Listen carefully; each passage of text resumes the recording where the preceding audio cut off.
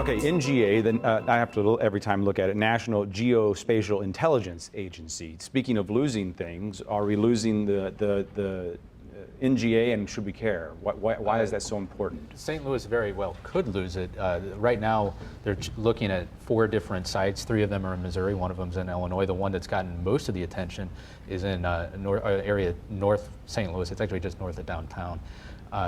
Illinois, Scott Air Force Base is making a very big pitch to have it there. They've actually even offered free land near Scott Air Force Base. Because if people don't know, you could, for those of us who don't even know exactly what they do, we know enough that it could kind of go along with Air Force operations. Yeah, basically they're a spy agency. They do a lot of mapping and map support. They helped track and find bin Laden for the Department of Defense.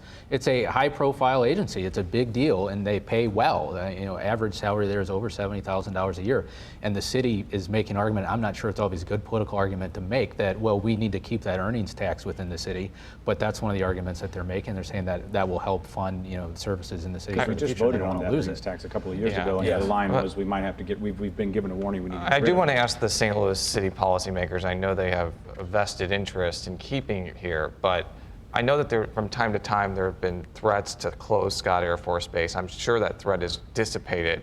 But it seems like placing that there would probably keep it open for the foreseeable future and keep an economically viable thing that a lot of St. Louis City people work at. So would it be the worst thing if it was in Illinois for you guys? If we're regionally thinking, what does it matter? Yes, it would be the worst thing.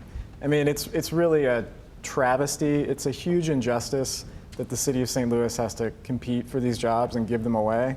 The fact is the federal government has been moving federal jobs into downtown Kansas City on the other side of the state. The federal government made enormous mistakes around the Pruitt-Igoe site, disappeared, never took care of them, never remediated them. This is at least a chance to somewhat fix a problem they created 50 years ago.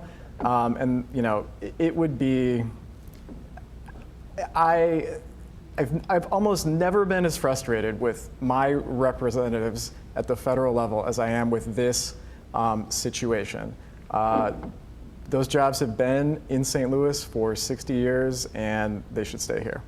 Pruitt-Igoe, the housing complex that was supposed it's near where the new NGA facility. It was torn down, and there's a large swath of empty land that's been sitting. It's not just the fact that it was torn down; it's the fact that it was built by the federal government. A neighborhood was cleared, it was mismanaged, it was then torn down, and in the interim, it sort of destroyed the neighborhoods around it. So, I mean, that is a sort of a real and cultural wound perpetrated against the city by the federal government, and they should step up and fix it. Of course, there are people who worry now that they're going to lose their homes to put this facility there. Yeah, and I voted against the bill because I wasn't happy that we might utilize eminent domain to expand that site. Well, before we even knew, I mean, I would have held my nose and voted for it if I knew we were certainly landing that facility. But the idea that we would, ahead of time, force people out and not even know if the facility is going to locate there, to me was not, it wasn't something we needed to do. And I think since then, there have actually been a different approach from our development agency to make option offers with people. So if it turns out the facility doesn't move there, they don't actually have to leave their homes. Staying on that side of town for a project that, at least it's been billed, that it could have ramifications beyond the city. North Side regeneration, what's the latest on that? I'll start with the reporters at the table. Well, I mean, there's a lot going on, and not much of it is good. There was the revelation that Paul McKee hasn't paid property taxes on a number of parcels of land there.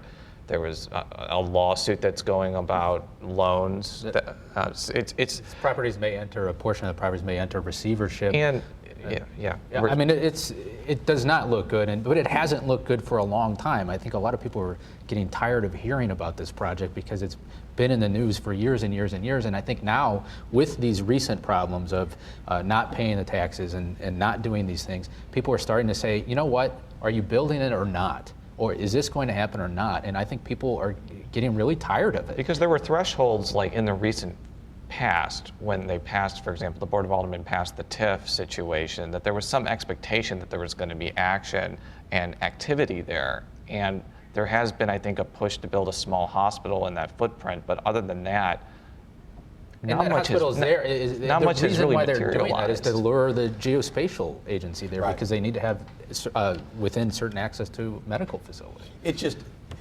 It's very disrespectful to the city because, for the mayor, to some civic leaders, both on north side and south side, elected officials who have stood behind him, for him to not pay his personal property tax, in the city of St. Louis, that's totally disrespectful. And that's separate from the loan problem or what is the cash flow and all that. But like I say, it's nothing but bad news. And at the same time, it's almost as if Mr. McKee has decided, I'm not going to do anything if it costs me a dime.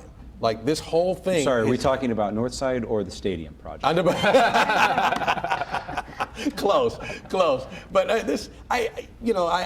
it took me back. Oh, and by the way, I think for those at City Hall to say they had no idea that he hadn't paid his property taxes, I have a tough time believing that. We just have a couple of minutes left, but I'm curious, did it rub you? How did you react to the Atlanta newspaper comparing and contrasting St. Louis and Chicago and asking its readers, do we want to succeed or do we want to fail like St. Louis? And I'll open up to anybody here on the table. Atlanta, who just had a number of teachers sentenced to, go to jail and whatever, cheating on the test, the Atlanta Journal-Constitution also had some districts from around Missouri and whatnot and said they were doing the exact same thing, which was just a travesty of journalism. And you see what the outcome has been in Atlanta as to what was going on. So I put absolutely zero credence in anything AJC has to say about St. Louis. The only thing I have a problem with, I think St. Louis should be challenged because we have a lot of problems, but Chicago is much larger than St. Louis, and maybe you'll go back to the historical past or whatever, but I don't think it's a fair comparison. Do we need the NFL to stop getting headlines like that? Do we need the NFL to stop getting headlines like that? Well, I have to be honest, I don't really follow the NFL. So same question to you. I mean, Things like that don't bother me. I think it can only be to our benefit to look at other cities and look at what they're doing, look at other regions, and pick what works. When another region does that, it's hard for me to really criticize them when they're trying to figure out how can we, what are the things we can do to succeed. I think we have taken a look at some other regions, and you can compare and contrast the things within our region, just that, and many of them are in St. Louis County, but and have been highlighted recently. I would love to see us make some moves to make us more like regions that have more cohesive policy.